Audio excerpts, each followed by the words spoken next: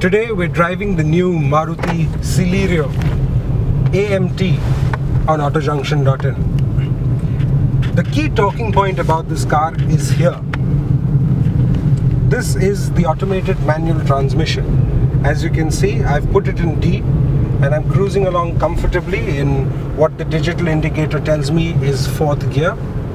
And here's the amazing thing. I'm going to take my foot off the accelerator, and when I touch it again, so in that little bit of a gap, the car's figured that I need to upshift and it's moved to 5th gear.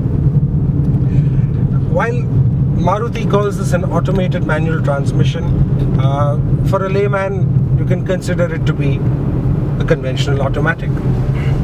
It's very simple and very easy to use.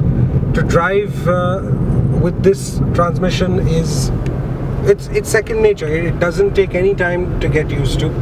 However, if you still miss the interactivity of using a manual transmission, then what you can do is tap the lever to the left, right?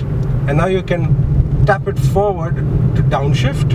Now we're in 4th. Or tap it again and I've shifted another gear lower, I'm in 3rd. Similarly, I can tap it back to shift up a gear. There seems to be a slight hesitation while the ECU engages and disengages the automatic clutch.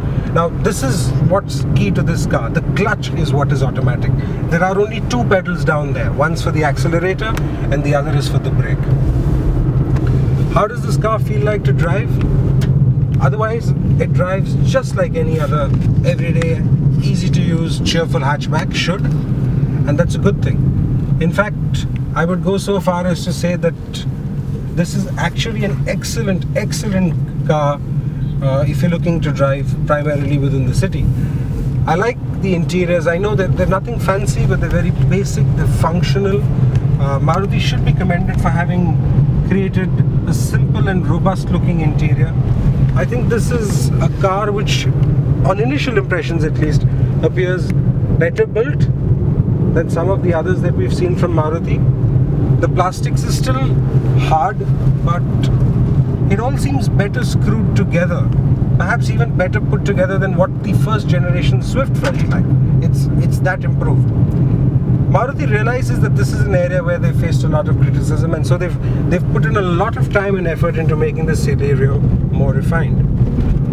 As far as the engine is concerned, under the hood you have the same K10 engine, but of course it's improved.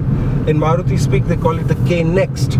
So while it's essentially the same engine with the same dimensions, the same combustion volume, however, there are improvements, notably in the head of the engine, valve, the degree and duration of which the valves are open and closed, which makes a difference between this Celerio and the other K10 equipped models, such as the Alto K10 or the Wagonar, the Stingray, etc.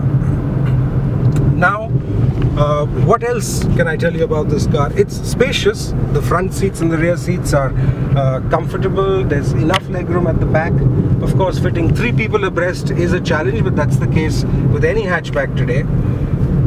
The boot, Maruti claims, is 235 liters of luggage space, which is reasonable, but it isn't particularly spacious. So who will the Celerio compete with? Well, the first and most obvious choice would be the Hyundai i10, even the Wagonar and the Stingray from Maruti's own stable, to an extent the cheaper versions of the Ritz, the Ford Figo, the Chevrolet Beat. These are all cars that the Celerio aims to tackle. Now, while a lot of the cars I've mentioned have 1.2 liter engines with 4 cylinders, and yes, maybe this gives away a cylinder and about 200 cc in displacement, what it does have going for it is this, the automated manual transmission, and that makes a difference because it's a first of its kind offering in the segment.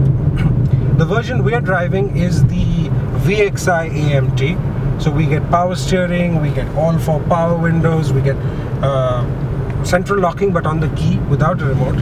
There's no music system, however.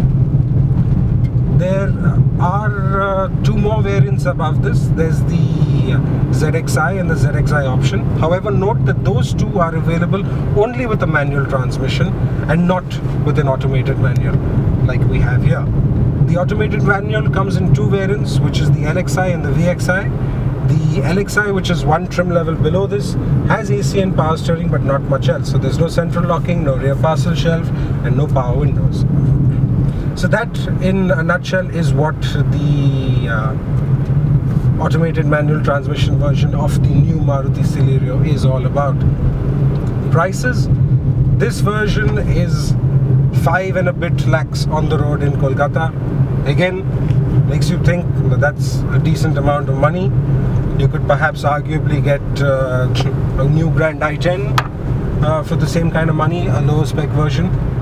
However, again, and I come back to it, it's the automated manual transmission which is the talking point here.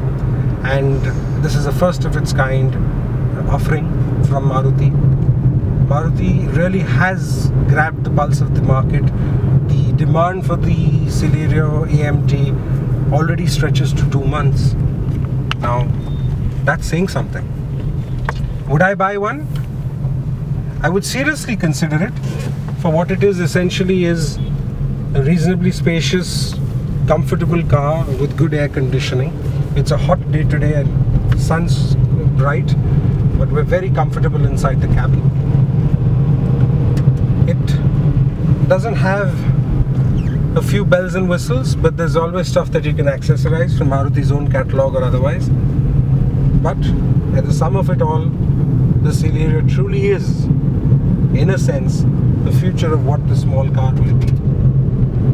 For a full, detailed and exhaustive road test of the new Maruti Celerio, log on to www.autojunction.in.